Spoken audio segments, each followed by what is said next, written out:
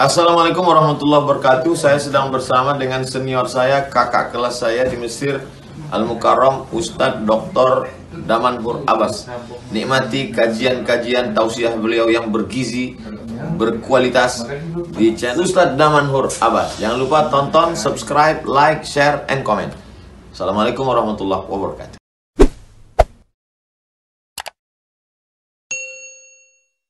Assalamualaikum warahmatullahi wabarakatuh.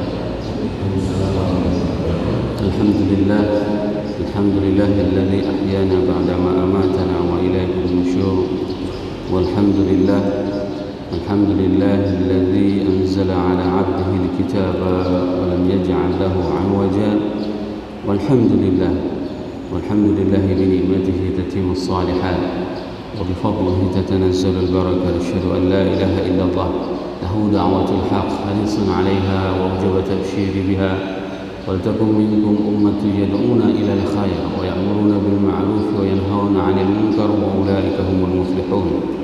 وأشهد أن محمدا عبده ورسوله بلغ الرسالة وأدى الأمانة ونصح الأمة وكشف الغمة حتى أتانا اليقين ليلها كنهارها لا يزيغ عنها إلا هالك.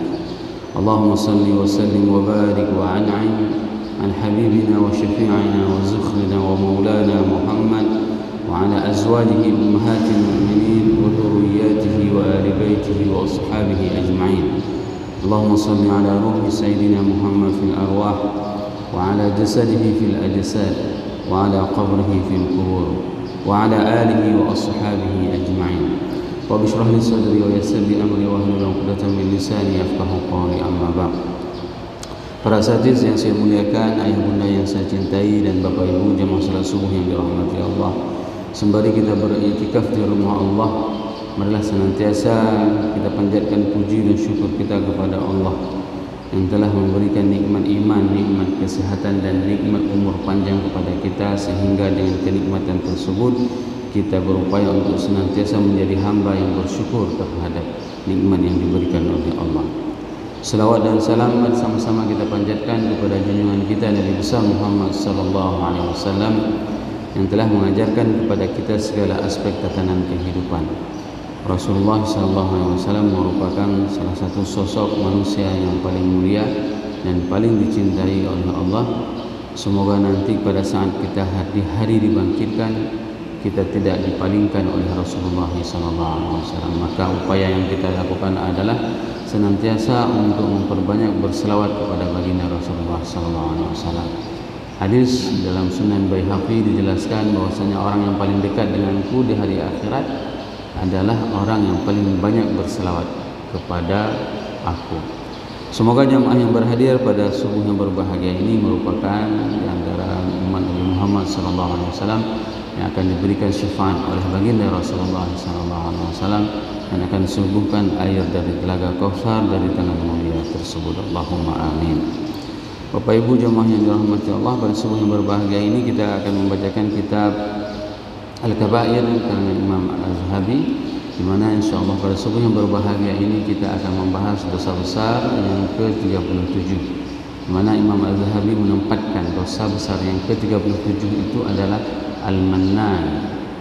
Al-Mannan merupakan orang yang suka ungkit-ungkit, orang yang suka menyatakan jasanya, orang yang mengatakan orang yang paling berjasa, orang yang paling banyak berbuat kebaikan. Di mana beliau mengutipkan sebuah ayat Al-Quran, surah Al-Baqarah ayat 268 yang berbunyi, A'udzubillahi minasyaitonirrajim, Bismillahirrahmanirrahim, Ya ayyuhalladzina amanu la tubtilu shadaqatikum bil manni wal athar kalladzi yunfiqu malahu ria'an nas wa la yu'minu billahi wal yawmil akhir famathaluhu kamathali safwanin 'alayhi turabun fa asabahu wabilun fatarakahu salda la yaqdiruna 'ala shay'in mimma kasabu wallahu la yahdil qaumal kafirin. Shadaqallahul 'azim. Di sini Allah memanggil orang-orang yang beriman. Panggilan itu tidak akan pernah menunjukkan sesuatu yang dipanggil dan yang memanggil kecuali memang hubungan yang baik. Maka pada saat kita dipanggil oleh Allah, maka ini adalah posisi kita itu adalah orang yang memang dicintai oleh Allah. Tidak mungkin seandainya orang yang tidak dicintai itu akan dipanggil. Misalnya saya mencintai Bapak Ibu mencintai saya, tentu Bapak Ibu akan mengundang saya, akan memanggil saya, Ustaz, datang ke rumah ya. Itu dipanggil. Dikarenakan apa? Dikarenakan ada hubungan yang baik. Dan ini yang harus kita pahami hari ini. Pada saat Allah memanggil kita, itu menandakan Allah sayang sama kita. Kenapa ayat-ayat Al-Quran itu tidak tersentuh dengan hati kita? Karena kan kita tidak tahu apa maknanya. Seharusnya begitu kita dipanggil oleh Allah, kita harus berbangga diri. Kenapa? Karena Allah menyayangi kita dan Allah memanggil kita. Maka ini adalah sebuah hubungan yang baik antara Allah dengan kita. Dan di sini yang dipanggil itu adalah orang-orang yang beriman. Kenapa? Pada saat panggilan itu ada dua kemungkinan, memerintahkan atau menerima larangan. Dan dalam ayat ini Allah mengingatkan kita untuk tidak melakukan sesuatu yang tidak baik. Apa itu? La tubtilus shadaqatikum bil manni wal adha. Jangan kalian batalkan, sia-siakan sedekah kalian itu, yaitu dengan menyebut-nyebut ya, mannun adalah menyebut-nyebut, wal adha, menyakiti. Dua hal ini diantara hal yang dilarang oleh Allah kepada donatur, kepada muhsinin, kepada orang yang berbagi. Bagaimana yang dimaksud dengan mannun itu adalah mengungkit-ungkit. Mengungkit-ungkit. Banyak sekali hari ini praktek itu terjadi dan itu tanpa disadari. Pada saat dikatakan Bapak sukses sekali sudah ya, luar biasa Bapak, perjuangan Bapak membantu orang, tapi sayang si fulan itu ya udah Bapak bantu sama sekali nggak ingat sama jasa Bapak. Nyanyi nyeken ke tamang kerja, udah mulai masuk. Kalau bukan saya dulu yang kawinin dia, mana mungkin dia bisa seperti itu? Mana mungkin dia bisa sebahagia itu rumah tangganya? Saya yang cariin istri untuk dia. Mulailah semuanya. Mulai harus keluar lambang jasa yang harus kita berikan kepada orang tersebut. Kalau perlu kita print sertifikat tanda jasa untuk orang tersebut. Ini yang dimaksud dengan mannun. Dan Allah melarang. Tidak dibenarkan seseorang itu untuk pada saat dia sudah bersedekah melakukan kebaikan, maka dia mengungkit-ungkit kembali kebaikannya. Kalau bahasa Aceh ya, orang yang sudah bersedekah mengungkit-ungkit kembali itu namanya dengan pure singke ya. Kalau kita mengungkit-ungkit kembali nyempure singke hanya begah-begah ya. Tidak boleh. Begitulah orang Aceh memberikan sebuah gambaran aib. Padahal apa urusan pura singke? Ternyata siku ini memang penting, Pak. Pada saat kita mau duduk nggak bisa. Kalau seandainya di sini ada luka. Sehingga itulah keseimbangan dalam tatanan kehidupan masyarakat atau disebut juga dengan balancing. Sehingga apa? Dalam tatanan kehidupan masyarakat apabila kita sering mengumbar kebaikan kita, orang nggak suka juga dengarnya. Ya, asik ngomong dia yang paling hebat, asik ngomong dia yang paling banyak bantu. Apa dibilang sama orang? Tangsang si gok nyantok tu yang nak bantu. Ya, nggak baik. Maka Allah itu melarang agar apa? Agar tatanan kehidupan masyarakat sosial itu seimbang. Maka jangan pernah mengungkit-ungkit ya. Bilman wal adza, dan adza itu adalah menyakitkan. Bagaimana bentuk menyakitkan? Ini banyak terjadi dalam praktek pada saat misalnya katakanlah bapak-bapak sedang duduk di warung kopi ya, duduk di warung kopi, Ada orang minta sedekah, ya kan? Begitu minta sedekah, bis sedekah baca assalamualaikum katanya kan. Apa dijawab sama orang yang duduk di warung kopi itu? Waktu dibilang assalamualaikum, dijawabnya dengan laki maaf, bukan dijawab salam. Seharusnya pada saat seseorang memberikan salam, kendati dia orang yang minta sedekah assalamualaikum, yang pertama dilakukan adalah responnya waalaikumsalam warahmatullahi wabarakatuh. Bis sedekah baca minta sedekah Pak, baru kita minta maaf. Jangan begitu udah kita kasih, berapa misalnya kita kasih, katakanlah kita sudah kasih sedekah, lalu kita ada pertanyaan, ada kuesioner 20 pertanyaan yang harus dia jawab, ya. Sehingga apa? Sehingga ini ngasih sedekah 2000, pertanyaannya 20 pertanyaan, nggak cocok, ya. Tidak cocok. Itu membuat sakit. Tapi kalau memang kita tidak mau kasih, minta maaf. Kalau mau kasih, ikhlaskan. Saya diajarin sebuah pengalaman penting sama senior saya, Tunku Taqiyuddin, Abu Taqi. Kalau duduk-duduk sama beliau itu, datang orang minta sedekah, nah, itu langsung dikasih. Saya bilang sama Bu, nutsonya, kenal nggak itu Bu? Emang urusan apa kita sama kenal sama dia? Kalau mau ikhlas kasih, kalau nggak ikhlas nggak usah kasih. Seperti itu beliau bilang. Ya. Karena apa? Kami dosen itu suka membuat penelitian. Ya. Misalnya ada orang minta sedekah itu kita kasih, kita suruh duduk, kita ngobrol-ngobrol, nah, ngobrol-ngobrol lama, makan silahkan, hanya untuk mendapatkan informasi, dan dia senang. Ya, apalagi misalnya udah siang, kena teh dingin, ya kan, kena makanan satu piring, duduk ngobrol, dari mana Bapak, nah, cerita dari jam berapa tadi. Dan saya pernah mewawancarai satu orang yang minta sedekah itu, satu hari pendapatannya 300.000. Saya bilang, itu udah kalah saya Pak, saya mukuboh babah mengajar, dibayar 6 bulan kemudian. 6 bulan kemudian baru dibayar. Itu pun kalau lewat KJM. Kalau nggak lewat nggak dibayar kami. Tanya sama Pak Haji Yamri. Ya. Dan banyak pendapatan mereka, besar rumah mereka, luas sawah mereka. Tapi jangan sakiti hati orang yang minta-minta. Kalau memang tidak mau, ya sudah, minta maaf saja. Jangan sampai ini saya kasih 2.000 ya. Bapak rumahnya besar, asik minta sedekah, merepet lagi. Jangan.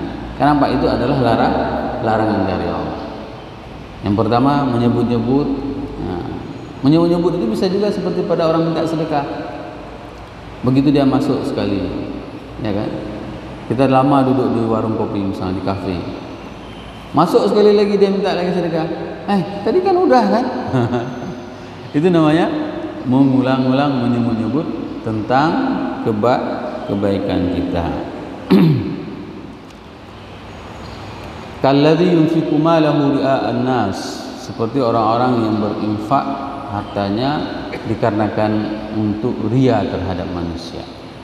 Ya, ria terhadap manusia, dan ini paling banyak terjadi sama orang kaya. Kalau orang miskin enggak. Apa yang mau dia riakan? Sedekah dia cuma 1.000 dan malu dia, maka ditutup seperti ini sedekahnya. Masuk 1.000. Kalau orang kaya enggak. Orang kaya celengan sama masuk ini. Seperti itu. Bahkan terkadang ria itu dalam hal hari ini lebih transparan, lebih nampak, lebih jelas. Misalnya orang membuat donasi, setelah membuat donasi dia bagi-bagi donasi tersebut, ayo foto-foto. Ya, yang dikasih cuman satu nasi, yang dipamer wajah orang. Boleh foto, tapi itu hanya untuk laporan internal kita. Atau boleh foto, tapi wajah orang kita kaburkan. Jangan kita jualan atas penderitaan orang lain. Banyak sekali hari ini seperti itu. Dan salah satu orang kaya, pada saat saya nasihatin tentang jangan ria pada saat sedekah, itu yang paling sulit Ustaz. Dia bilang seperti itu. Orang kaya, zakatnya Bapak Ibu, 1 tahun itu zakatnya itu 500 juta. 500 juta zakat dia. Waktu dia kasih zakat itu saya nasihatin, Bapak mohon jangan ria pada saat memberikan zakat, karena ini adalah amanah dari Allah. Dia bilang itu yang paling berat Ustaz, karena waktu kita kasih itu seakan-akan itu adalah uang kita. Nyangkunya jerih payah saya, capek saya kerja selama ini, capek saya berusaha dapat uang seperti ini, timbul itu. Maka saya sering mengatakan kepada jamaah bahwasanya iblis pada saat dia menggoda kita dari segala sisi dan kita tidak bisa menggodanya sehingga kita tetap melakukan kebaikan, maka dia masuk dari sisi kanan. Begitu dia masuk dari sisi kanan, apa yang dia bisikkan? Yang dinamakan dengan syahwatul khafiyah. Apa itu syahwatul khafiyah? Bangga terhadap amal-amal saleh. Ibu-ibu kan pernah melihat kan menantunya dia gelar sajadah di rumah, ya, dia sembahyang tahajud, sengaja nggak dilipat sama menantunya supaya apa? Bah mak tuan long gedepu long malim. Ya, ada yang seperti itu. Sengaja dia tidak mau lipat sajadahnya biar tahu dia sama mertuanya kalau dia menantu yang soleh. Nah, ini dibisikkan pada saat kita sudah tidak bisa melakukan kemaksiatan, maka iblis membisikkan kita untuk apa? Untuk melakukan amal yang baik tapi nanti bangga. Begitu juga dengan sedekah. Begitu juga dengan kebaikan-kebaikan yang lain. Begitu seseorang itu bersedekah, maka dibisikkan. Coba lihat di Hagu Selatan, berapa banyak orang yang kaya, cuman Anda yang mau membantu, karena Anda orang yang paling ringan tangannya.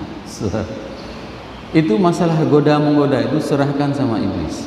Ya, memang itu profesional dia, sehingga kita terjebak hari ini dengan godaan tersebut. Padahal Al-Quran sudah mewanti-wanti kita jangan bersedekah untuk ria. Wala yu'minu billahi wal yawmil akhir. Kenapa? Karena orang yang melakukan man wal adza dan ria'an nas itu adalah orang yang tidak beriman kepada Allah dan hari akhir. Tapi kalau dia beriman kepada Allah dan kepada hari akhir, maka dia tidak akan pernah melakukan hal tersebut. Kenapa? Perlu kita publish sedekah kita? Tidak, karena itu sudah tercatat secara resmi dalam buku catatan Allah. Jadi apapun kebaikan hari ini yang kita lakukan, jangan pernah kita publish. Nggak perlu orang tahu tentang kebaikan kita. Dan hari akhirat itu menunjukkan apa? Motivasi kita untuk melakukan kebaikan. Kendati orang yang kita bantu itu tidak pernah lagi ingat sama kita, tapi kita tetap terus berbuat baik sehingga kebaikan itu terus berkesinambungan yang akan kita lakukan. Famathaluhu kamathali safwanin 'alaihi turab fa asabahu wabilun fatarakahu salda. Allah memberikan perumpamaan orang-orang yang melakukan perbuatan seperti tadi itu diibaratkan oleh Allah seperti adalah debu yang berada di atas batu. Pernah melihat? Karena saya orang Sawang, maka saya sering melihat batu di sungai Sawang. Kalau di atas sungai itu ada debu, di atas batu itu ada debu. Begitu kita siram air, hilang semua debu. Nggak ada yang tersisa sedikit pun. Begitulah lemahnya amal yang kita lakukan tersebut. Semua upaya yang dilakukan oleh orang-orang yang memberikan sedekah tapi mengungkit-ungkit, yang memberikan sedekah tapi dia itu membuat sakit hati orang, yang memberikan sedekah tapi dia karena ria, itu diibaratkan oleh Allah bagaikan debu di atas batu dan diguyur dengan air hujan sehingga selesai semuanya, bersih semuanya. La yaqdiruna ala syai'in mimma kasabu wallahu la yahdil qaumal kafirin. Allah tidak memberikan hidayah kepada orang-orang kafir. Bermakna apa? Ayat ini itu akan menjadi hidayah bagi kita. Bukan dikarenakan bagus saya berbicara, tapi ini adalah pintu iman yang ada sama jemaah, sehingga pas saat saya baca ayat ini itu bisa diterima. Ya Allah, ternyata saya selama ini seperti itu, maka lindungilah saya, jagalah saya agar apa? Agar saya tidak berbangga pada saat bersedekah, agar saya tidak menyakiti hati orang pada saat bersedekah, agar saya tidak mengungkit-ungkit. Begitu kita teringat, dipancing sama teman tentang jasa kita yang luar biasa, langsung kita ingat ayat ini. Karena itu akan menjadi hidayah. Tapi kalau ini sudah kita dengar namun tidak bisa bermanfaat bagi meningkatkan keimanan kita kepada Allah dan kepada Rasul, berarti dia tidak menjadi hidayah bagi kita. Bukan berarti Allah tidak memberikan petunjuk. Petunjuk itu sudah ada di depan kita. Tinggal kita yang tidak mau mengambil petunjuk tersebut. Ini kan guideline. Ini adalah petunjuk jalan hidup. Tapi orang tidak mau mengambil, menandakan bahwasanya dia kepingin sesat dalam hidupnya. Tapi kalau dia kepingin lurus dalam hidupnya, maka dia tidak akan pernah membuang-buang, menyia-nyiakan tentang pedoman hidup tersebut. Bapak Ibu jemaah yang dirahmati Allah, ada sebuah hadis, ya, hadis Rasulullah SAW, Sahih Muslim, hadis nomor 106.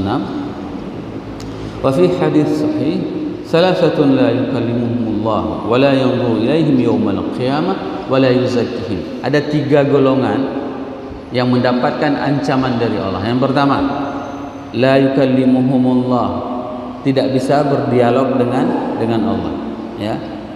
Wala yanzuru ilaihim, tidak bisa menatap wajah Allah. Wala yuzakkihim, dan tidak disucikan oleh Allah. Walahum adzabun alim, dan dia konsekuensinya orang tersebut, golongan tersebut akan mendapatkan azab yang sangat pedih. Ingat baik-baik, ada 3 golongan. Yang pertama, tidak berbicara dengan Allah. Siapa yang paling sering berbicara dengan Allah? Musa. Nabi Musa adalah nabi yang paling banyak berbicara dengan Allah. Saking senangnya Allah berbicara dengan Musa, ya, Allah menanyakan, apa yang di tanganmu wahai Musa? Udah tahu, udah pastilah Allah tahu yang dipegang sama Nabi Musa itu adalah tongkat. Tapi ditanya juga sama Allah. Coba bayangkan bagaimana Allah senang berbicara dengan Nabi Musa. Bukan berarti Allah tidak tahu apa yang dipegang sama Nabi Musa. Bahkan di dalam hati kita pun Allah tahu. Tapi kenapa Allah menanyakan? Ini menunjukkan keakraban antara Musa dengan Allah. Dan salah satu nikmat yang paling besar di hari akhirat, pada saat kita berdialog dengan Allah, kita berbicara dengan Allah. Uronyo hari ini, kalau seandainya kita dipanggil sama Pak Geci saja, diajak ngobrol, bahagia. Ini saya ingin ceritakan, kenapa jalan tol itu batal? Karena masyarakat tidak mau membebaskan tanahnya. Kemarin Pak Bus, PJ Gubernur, melakukan audiensi langsung dengan masyarakat. Turun, begitu beliau jadi PJ, turun ke lapangan, digusuknya arung masyarakat, ya, digusuknya arung masyarakat. Ayah nuju tanah ron, ayah kasih tanahnya ya. Kalau ayah minta lebih mahal nggak bisa, karena kita punya standar pembayaran. Tapi saya bisa menjanjikan pemerintah Aceh akan memberikan rumah tambahan kepada setiap orang yang membebaskan tanahnya. Diajak ngobrol, apa dibilang sama masyarakat? Kabareh Pak Gub, nah, kamu juk tanah. Maka itu sebabnya tol disambung kembali. Kalau dulu tidak ada pendekatan, kemah kehina, mati kehina, ya. Tak ada pendekatan. Ini bayangkan, yang berbicara dengan kita hari akhirat itu adalah Allah. Ini adalah sebuah kenikmatan. Bapak ibu akan mengungkapkan semua keluh kesah. Apa keluh kesahnya? Yang suami mengatakan, ya Allah, terima kasih banyak, Engkau telah memasukkanku ke dalam surga. Apa penderitaanmu yang paling berat, wahai suami? Dijawab sama suami, saya paling berat pada saat istri merepet, ya Allah. Misalnya seperti itu. Misalnya seperti itu. Nah, si istri juga seperti itu. Pada saat dia mengungkapkan rasa sayangnya, rasa sakitnya, bagaimana nikmatnya masuk surga. Apa penderitaan paling berat? Dia bilang, pada saat suami tidak memberikan saya nafkah, ditinggalin saya berjuang hidup membesarkan anak saya, maka hari ini adalah nikmat. Itu semua dialog kita dengan Allah. Maka orang yang tidak akan berdialog dengan Allah, wala yanzuru ilaihim yaumal qiyamah, dan tidak akan melihat Allah di hari akhirat. Karena nikmat yang paling besar adalah nikmat melihat Allah. Hari ini nikmat Islam itu besar, tapi nikmat melihat Allah itu jauh lebih besar. Wala yuzakkihim, dan dia tidak akan disucikan, walahum azabun alim. Yang pertama adalah al-musbilu izarah. Ini harus diluruskan. Musbil adalah orang yang memanjangkan kain bajunya. Hadis ini dimaksudkan adalah Abu Bakar menanyakan sendiri, apakah aku termasuk orang tersebut wahai Rasul? Tidak, engkau. Abu Bakar bajunya panjang melewati mata kaki, ya, melewati mata kaki. Abu Bakar menanyakan, apakah aku termasuk dalam musbil wahai Rasulullah? Tidak. Ini menunjukkan apa? Larangan musbil, isbal, itu adalah larangan untuk tafakhur, larangan ria, larangan prestise hari ini, yaitu berbangga. Bukan berarti larangan tersebut adalah tidak boleh pakai pakaian di bawah mata kaki. Dulu orang yang pakai pakaian di bawah mata kaki adalah orang yang sombong. Karena dalam keadaan ekonomi yang miskin, tidak mempunyai pendapatan, tapi dia melebihkan kainnya agar apa? Agar dilihat oleh masyarakat bahwasanya dia orang yang mempunyai kelebihan. Hari ini berapa banyak antara orang yang pakai kain cingkrang tapi dia bangga dengan pakaiannya, ya. Apalagi waktu keluar model celana cingkrang yang dipakai oleh artis, salah seorang ustadz bilang kepada saya, lihat ustadz, semua orang sudah mulai bersunnah. Saya bilang, itu bangga enggak? Kalau bangga itu termasuk dalam isbal. Saya baca hadis ini, bukan saya bilang ini, tahun 94 sudah baca hadis isbal, dan itu mendapatkan penjelasan dari Yusuf Qaradawi langsung.